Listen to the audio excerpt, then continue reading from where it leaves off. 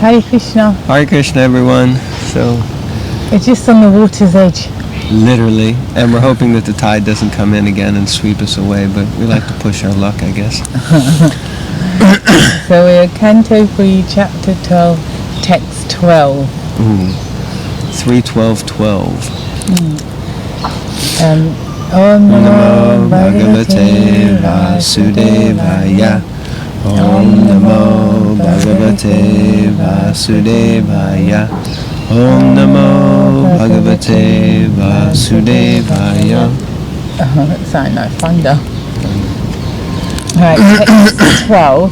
Lord Brahma said, my dear boy Rudra, you have 11 other names: Manu, Manu, Mani, Mahinasa, Mahan Shiva, Ritad, Raja, Ugra Reta, Bhava, Kala, Ramanade, and Durika Vrata. So remember, this is after, because Brahma got angry, right? Because the four Kumars wouldn't follow his instruction, and they decided to become renunciants. So then Lord Shiva, or Rudra, was born from his forehead, and then he said there, like 8 of them or something like that. Yeah. Reside in all these different places, Yeah.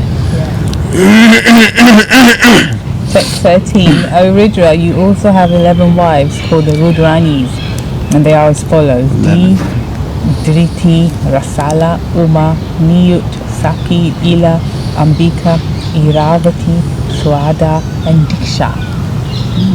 Text 14.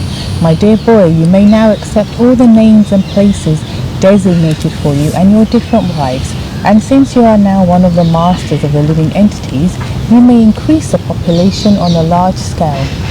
He's into this because he's got to populate the, Brahma. Well, yeah, I mean, it's like if you start a center, something, you got a temple, you want to populate it, you want to fill it up, so you have to preach. And so he's just trying to preach to people to go out and create more, progenities. Progeny. Brahma, as the father of Rudra, selected the wives of his son. Interesting. His living places and his names as well. So this is, you could say, also the origin of arranged marriages. It is natural that one should accept the wife selected by one's father. Just as a son accepts a name given by the father, or as he accepts a property offered by the father. That is the general course in increasing the population of the world. On the other hand, the Kumaras do not accept the offering of their father, because they were elevated far beyond the business of generating a great number of sons.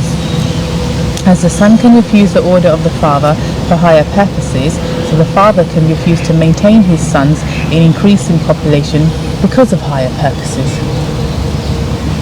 That's interesting. So what does that mean, that last sentence? So the father can refuse to maintain his sons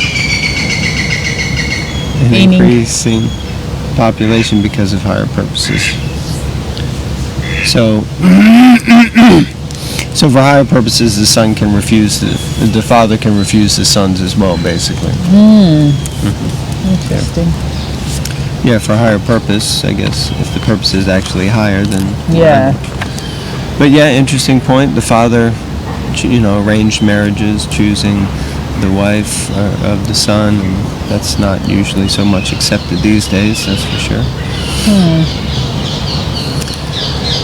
Text 15. The most powerful Rudra, whose bodily color was blue mixed with red, created many offspring, exactly resembling him in features, strength, and furious nature. Oh yeah, this is where Brahma gets into trouble, I think. The sons and grandsons generated by Rudra were unlimited in number, and when they assembled together, they attempted to devour the entire universe. When Brahma, the father of the living entity, saw this, he became afraid of the situation. Purport. The generations of Rudra, the incarnation of anger, were so dangerous to the maintenance of universal affairs that even Brahma, the father of the living entities, became afraid of them. The so-called devotees or followers of Rudra are also a menace. They are sometimes dangerous even to Rudra himself. descendants of Rudra sometimes make plans to kill Rudra by the grace of Rudra. That is the nature of his devotees. Okay, so, Right. so I guess that has something to say also about the nature of the parents gets passed on to the children, and then, like that. So now we see here that they all have this furious nature, and so they want to devour the entire universe. And so from the beginning, there's that mentality of those who just want to destroy, break, or, not keep things nice or make things nice. And of course, Rudra, Lord Shiva, is in charge of the mode of ignorance, and also he's does the dance of devastation at the end of time. So, interesting points. Text 17. Brahma told Rudra, O best among the demigods, there is no need for you to generate living entities of this nature. They have begun to devastate everything on all sides with the fiery flames from their eyes, and they have even attacked me. Text 18. My dear son, you had better situate yourself in penance, which is auspicious for all living entities, and which will bring all benediction upon you. By penance only shall you be able to create the universe as it was before. Purport. In the creation, maintenance and dissolution of the cosmic manifestation, the three deities, Brahma, Vishnu and Maheshwara or Shiva, are respectively in charge. Rudra was advised not to destroy while the period of creation and maintenance was going on, but to situate himself in penance and wait for the time of dissolution when his services would be called for. So it wasn't time for him to destroy everything, basically. Yeah, this also, because there was that question the other day about whether there's only one Lord Shiva or is there a different one in all the different universes. So here we see that in this universe there's, 11 Rudras, but it seems that they're kind of synonymous with the same, with not the Lord Shiva, because there is a Sadashiv who's situated kind of on the other side of the what is it, the Virat Ocean or Virat River. Anyway, so he's situated in the spiritual world. But this, these Shivas seem to be the ones who cause devastation. So, text 19. By penance only can one even approach the personality of Godhead who is within the heart of every living entity, and at the same time beyond the reach of all senses. Rudra was advised by Brahma to perform penance as an example to his sons and followers that penance is necessary for attaining the favor of the Supreme Personality of Godhead. In Bhagavad Gita it is said that the common mass of people follow the path shown by an authority.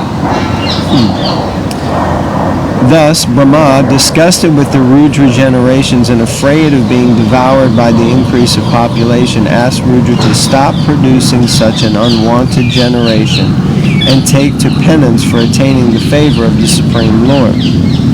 Therefore, we find in pictures that Rudra is always sitting in meditation for the attainment of the favor of the Lord. So that's the way you always see Lord Shiva. So it seems they seem to be synonymous, that principle. Indirectly, the sons and followers of Rudra are advised to stop the business of annihilation, following the Rudra principle, while the peaceful creation of Brahma is going on. So basically, chill out, meditate until the time where you can destroy everything.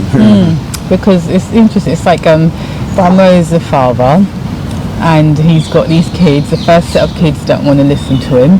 The second kid is, because there's always a black sheep, isn't it, in the family, so that's the Rudra, and he's like, can you stop being naughty, go and sit on that naughty step and now just be quiet because I've got work to do until I call you.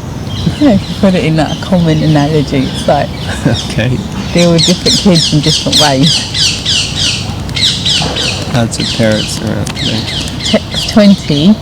Sri Maitreya said, thus Rudra, having been ordered by Brahma, circumambulated his father, the master of the Vedas.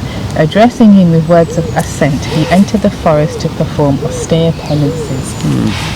Text 21. So at least he listened. Yes. Text 21, Brahma, who was empowered by the Supreme Personality of Godhead, thought of generating living entities and begot 10 sons for the extension of the generations. Text 22.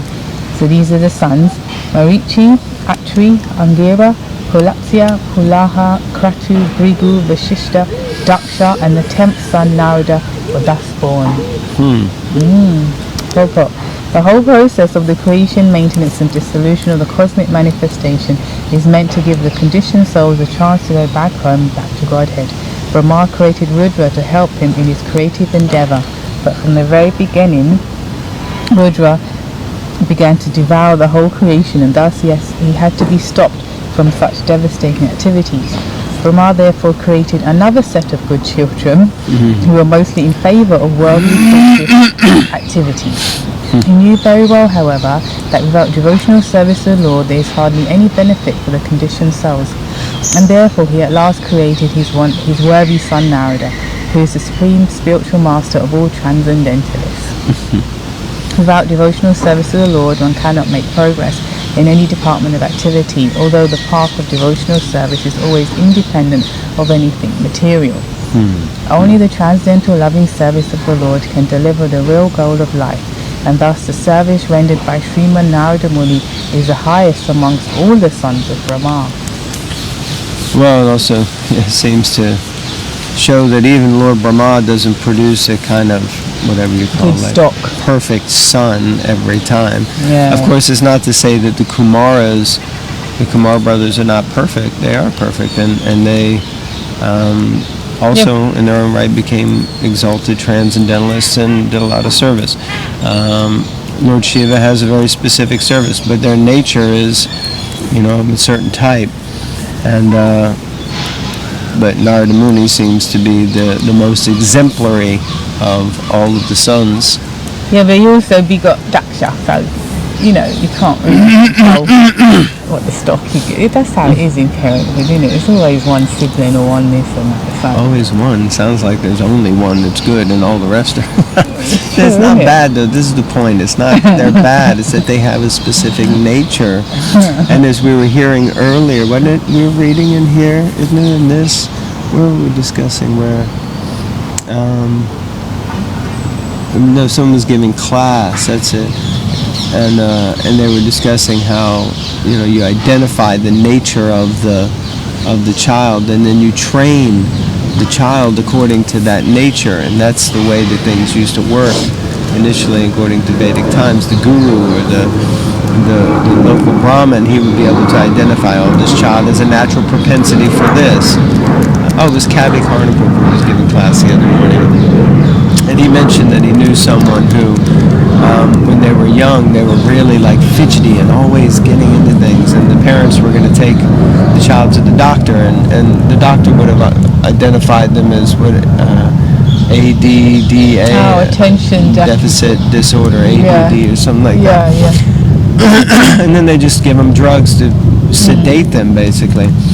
But instead, she took him to like a devotee, like a senior devotee, Brahmana type person, and they did a chart and identified that actually the child would be very expert at like gymnastics and things like that, athletics. So they instead started to engage the child in learning to do that, and then the child became like a top athlete, competitor. So, the thing is that we can see something as wrong, or we can identify it as being the way that it is and what it is, and then start to look at how do we utilize that or gain it. So it's not that the Rudras don't have their purpose, and at the time of devastation, Lord Brahma wants them to show up and destroy things. For Kumars, renunciation is in one sense the ultimate goal. So if someone gets it early on, then there's no problem. So let them renounce. So it's not that they're wrong, but Narada Muni is obviously such an exemplary person because he fits that perfect model of what a sadhu would be. But he didn't have children either. So it's not that he actually procreated and produced progeny.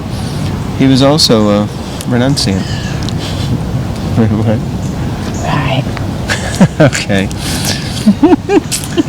So we'll read one more and then we'll Yeah, we've got time just for one more, yeah. Okay. Text 23, right? Narada was born from the deliberation of Brahma, which is the best part of the body. Okay, what is the deliberation? Vashishta was born from his breathing, Daksha from a thumb, Bhrigu from his touch, and Kratu from his hand. Purport. Narada was born from the best deliberation of Brahma because Narada was able to deliver the Supreme Lord to anyone he liked. The Supreme Personality of Godhead cannot be realized by any amount of Vedic knowledge or by any number of penances. But a pure devotee of the Lord like Narada can deliver the Supreme Lord by his good will. The very name Narada suggests that he can deliver the Supreme Lord. Nara means the Supreme Lord, and Da means one who can deliver. Interesting. Nara. I thought Nara meant human, but Nada. Nada, okay. Like Narayan and yes. Yeah. Because they used to call Advaita Acharya Nada. Lord Chaitanya used to call him Nada, I think. That he can deliver the Supreme Lord does not mean that the Lord is like a commodity that can be delivered to any person, but Narada can deliver to anyone the transcendental loving service of the Lord as a servitor, friend, parent, or lover, as one may desire out of one's own transcendental love for the Lord. In other words, it is Narada only who can deliver the path of Bhakti Yoga, the highest mystic means for attainment of the Supreme Lord. The highest mystic means for attainment of the Supreme Lord. Bhakti Yoga is the highest mystic means for attaining the Supreme Lord. Jai, Narada Muni ki jai. Jai. Any thoughts? Jai. Jai, Narada Muni ki jai. Okay, so we'll finish there. Nice to be continuing to move through the Bhagavatam. Yes. Please remember, if anyone's interested in a set of Srimad Bhagavatams, we're coming up to Vajra Purnima, and we have the new, latest editions of the Bhagavatam printed by the North European BBT. Not this set. They're the big ones. Beautiful. Yeah. Okay, thank you all very much. Hare Krishna. All glories to Srila Prabhupada. Hare